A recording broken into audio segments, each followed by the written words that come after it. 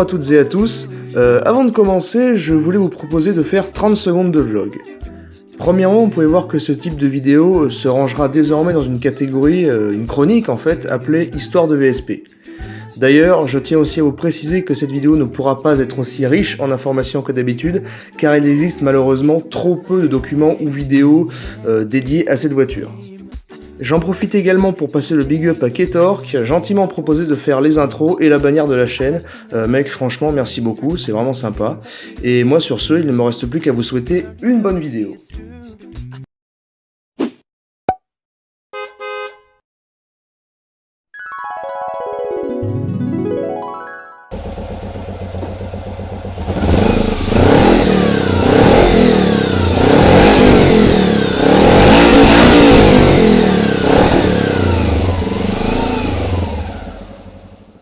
Aujourd'hui, on s'enfonce dans les méandres de l'automobile sans permis et même plus de la grande automobile. La vidéo d'aujourd'hui ne sera pas très longue, car cette voiture n'existe pas sortie de la frontière italienne. D'ailleurs, c'est fort dommage, car elle était vraiment exceptionnelle, en tout cas de mon point de vue. Son histoire commence en Italie en 2004-2005. ATR, une société italienne spécialisée dans la construction et innovation de matériaux composites tels la fibre de carbone. Cette société est d'ailleurs connue pour ses nombreux travaux dans le domaine aérospatial. Mais, bizarrement, cette société n'a rien, mais alors rien à voir du tout avec les avions, allez savoir. Mais en 2005, ATR décide de produire une véritable petite sportive sans permis. Ou plutôt avec le permis A1 en Italie.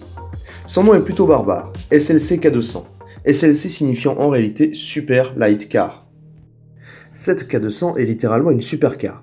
Certes, en réalité, c'est un quadricycle lourd, donc niveau vitesse, on est environ à 110 km/h. Oui, je sais, il y a mieux. Mais niveau motorisation, ça commence à devenir intéressant. La voiture est équipée d'un moteur monocylindre de 350 cm3, développant la puissance de 20,4 chevaux. Bon, comme d'habitude.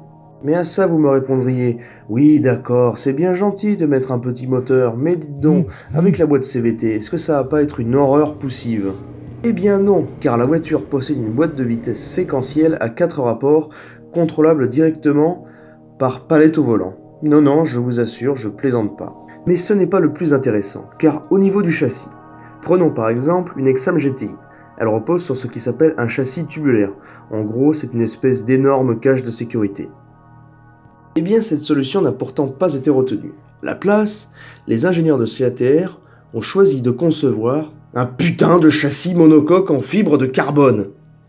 Pour ceux qui ne le savent pas, c'est exactement ça qu'on conçoit les supercars et les Formule 1. Ce qui lui confère un poids total plutôt contenu d'environ 350 kg, à l'inverse de son prix qui pouvait grimper à entre 25 et 30 000 euros. 25 et 30 000 euros en 2007. Ça fait environ 35 000 euros d'aujourd'hui, pour vous donner une ordre d'idée. Ce qui expliquera sans doute que cette voiture restera peut-être pour toujours une élégie qui tombera petit à petit dans l'oubli.